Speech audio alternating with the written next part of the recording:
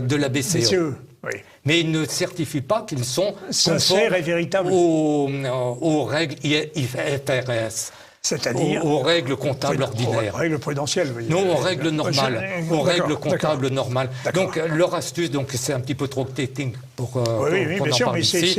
Mais donc, en fait, les pertes de 32 milliards, ils ne les mettent pas dans le résultat final, mais ils les collent dans un autre compte isolé. Et donc, j'avais fait un article là-dessus. Ils m'ont poursuivi pour diffamation, etc. Et donc, ça s'est mal terminé pour eux parce que... devant la 17e c'est la 17e chambre. Donc, la 17e chambre correctionnelle du tribunal de grande instance de Paris a condamné, en quelque sorte, la Banque de France et son gouverneur à la nullité. Voilà. Donc leur action a été considérée nulle et donc je m'amuse depuis cette époque-là en parlant pour ce qui concerne les gens de la Banque de France, des nuls. Ils ont été jugés nuls par le tribunal. D'ailleurs, j'ai ici les motifs, le jugement. En conséquence, il est lieu de faire droit à l'exception de nullité soulevée.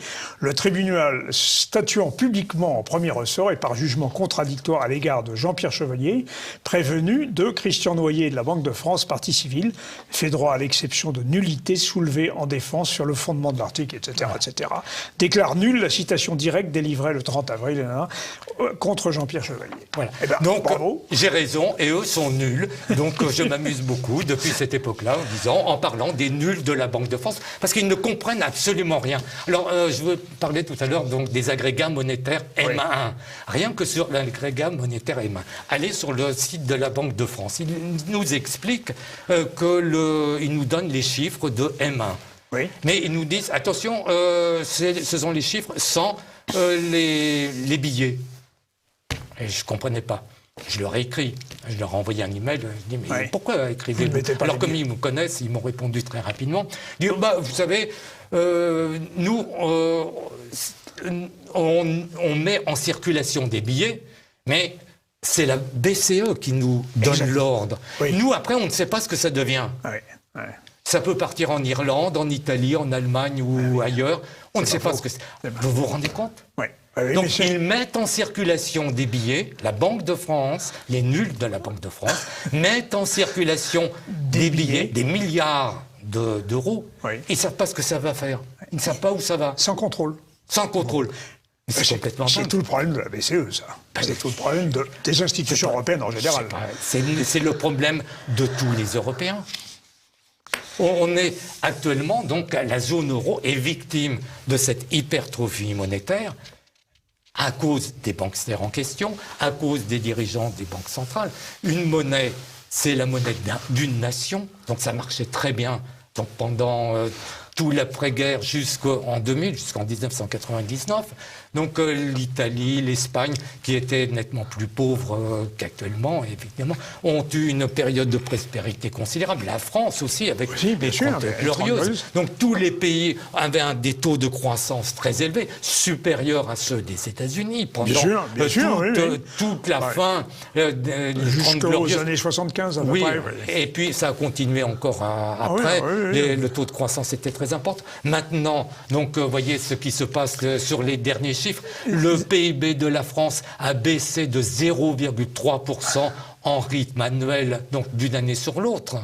Et le taux de croissance de l'économie européenne, au dernier trimestre 2019, a été de 0,1%. Oui, en Allemagne, donc, en France, donc c'est moins 0,3%. En Allemagne, c'est 0%. Tout simplement. Et donc, globalement, c'est 0. Pourquoi? Parce qu'il y a eu une création monétaire très importante. Là, on est au cœur même de l'économie. Donc ça, c'est le cœur nucléaire de l'économie. La monnaie, c'est le premier pilier des Reaganomics. Et ça, personne n'en parle en Europe. Il n'y en a qu'un qui comprend ces problèmes-là, c'est Pierre Jovanovic. Que j'invite assez souvent. Exactement. Alors, c'est très curieux parce que lui comprend très bien ces problèmes-là, mais il n'analyse pas les bilans. C'est vous qui faites les analyses. Voilà, moi je fais des analyses, mais lui, il sent ce qui se passe, mais c'est extraordinaire parce qu'il va beaucoup plus vite que moi, il comprend avant moi généralement, mais donc après il ne peut pas justifier, il ne cherche pas vous d'ailleurs. Vous fournissez la documentation, les analyses, pas, etc. Bon, par exemple, récemment, quelque chose qui m'a surpris, il est allé au Liban. Oui. Ça m'a surpris. Qu'est-ce qu'il va faire là-bas? Qu'est-ce qui se passe là-bas? J'ai lu ses articles et puis, moi je ne suis pas allé au Liban. Mais qu'est-ce que j'ai fait? J'ai été sur le site de la Banque centrale du Liban. Oui. Et là, on voit également une création monétaire absolument considérable. Et donc, eux aussi, les Libanais sont victimes de cette création monétaire du fait des banques libanaises et de la Banque centrale libanaise. Et alors, cher ami, nous allons arriver à la fin de cet entretien, mais là-dessus, le coronavirus, il va nous faire quoi, là? Il va y avoir une incidence ou quoi? Ou pas? Moi, personnellement, je suis réaliste, comme je vous ai dit. Je regarde, j'observe la réalité. Qu'est-ce qui se passe? Le coronavirus, ou je ne sais pas quoi, le virus chinois en question. COVID-19. Hein, le virus chinois. Qu'est-ce que c'est pour l'instant? C'est 3000 morts en Chine. La population, c'est 1,3 milliard au moins. Facile, oui. C'est rien du tout. C'est faible. Le nombre d'accidents, de morts, de Chinois qui sont morts dans des accidents de la route, c'est 20 000 par mois. C'est l'ordre de grandeur, à peu près. Par mois? Par mois. Ce qui fait 250 000 par an. Par an? Bon, d'après les chiffres qui circulent, on ne sait pas très bien ce qui se passe en Chine, mais disons que c'est de l'ordre de 250 000 morts par an, 20 000 par mois. Donc, à partir du moment où la plupart des Chinois sont chez eux, ils ne circulent plus, ils sont confinés chez eux. Le chiffre des morts va baisser considérablement. Donc il y a au moins 20 000 morts qui ne sont pas morts, 20 000 Chinois qui ne sont pas morts dans des accidents de la route, et 3 000 qui sont morts de ce virus.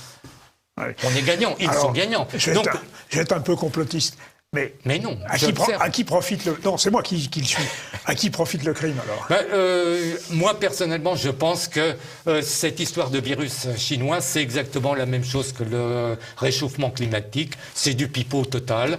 C'est quelque chose pour faire peur aux gens, pour leur dire, mais attention... pour faire passer le 49.3 oui, ça permet par exemple en France de faire passer le 49.3 et tout. Et en fait, c'est surtout aux États-Unis, tous les ennemis de Donald Trump veulent que la récession qui va se passer aux États-Unis se passe avant l'élection présidentielle américaine, avant le mois de novembre.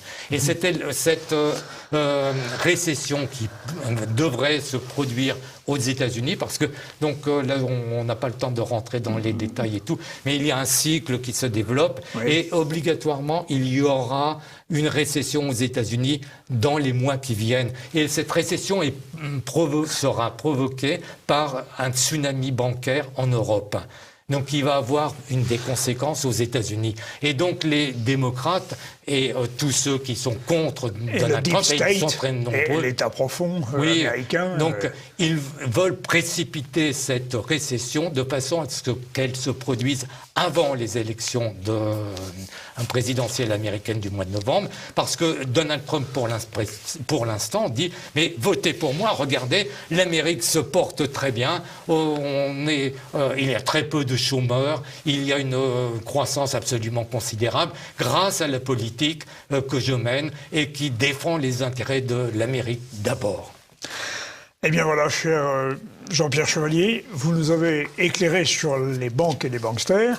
Vous nous avez éclairé aussi sur des techniques que le grand public connaît mal, ce qu'on appelle l'effet de levier, par rapport aux fonds propres. Merci de vos éclairages et à une prochaine fois, parce que vous aurez certainement de nouveau l'occasion de nous expliquer bien des choses en matière bancaire. Merci pour votre clarté et votre capacité pédagogique. Merci au nom des téléspectateurs. C'est moi qui vous remercie. Donc, je traite tous ces problèmes-là sur des articles qui sont beaucoup plus documentés, etc. Chevalier.biz. Voilà. Et on ne peut pas le développer tout cela. Non, mais chevalier.biz, voilà. On peut y aller. Merci Jean-Pierre Chevalier et chers téléspectateurs, à très bientôt.